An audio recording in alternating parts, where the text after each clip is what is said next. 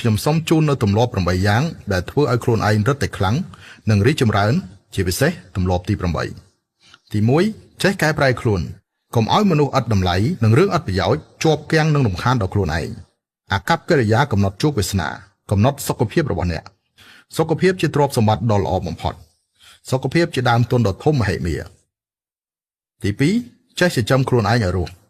មនុស្សម្នាក់ទោះបីនៅពេលណាក៏ដោយត្រូវតែរក្សានូវសេដ្ឋកិច្ចឯករាជ្យខ្លួនឯង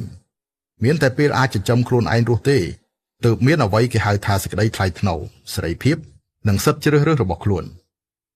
ទី3ចេះមើលថែខ្លួនឯងឲ្យល្អត្រូវតែចេះមើលថែខ្លួនឯងឲ្យបានល្អទោះបីជារវល់ប៉ុណ្ណាក៏ត្រូវតែញ៉ាំបាយដែរទោះបីជាហត់ប៉ុណ្ណាក៏ត្រូវតែសម្រាកដែរនេះជាការយល់ដឹងនិងការទទួលខុសត្រូវជាមូលដ្ឋានរបស់យុវវ័យបើសិនជាអ្នកគិតថាខ្ញុំនិយាយនេះមានហេតុផលសូមឲ្យអ្នកជួយគាំទ្រដោយឲ្យបេះដូងមួយ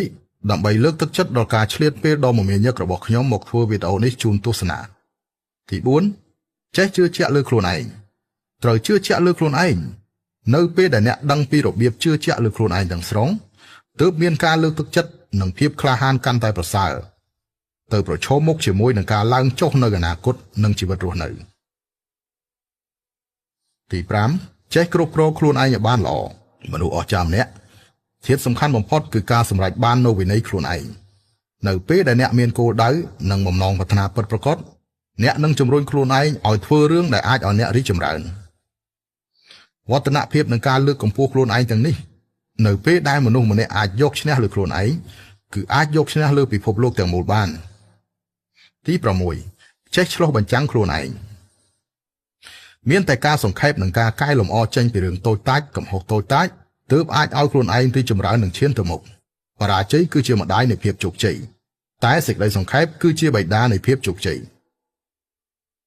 ទី7ចេះកោតសរសើរខ្លួនឯង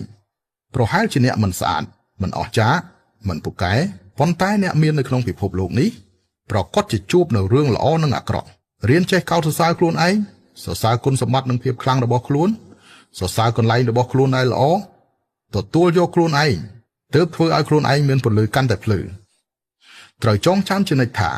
បើមនុស្ស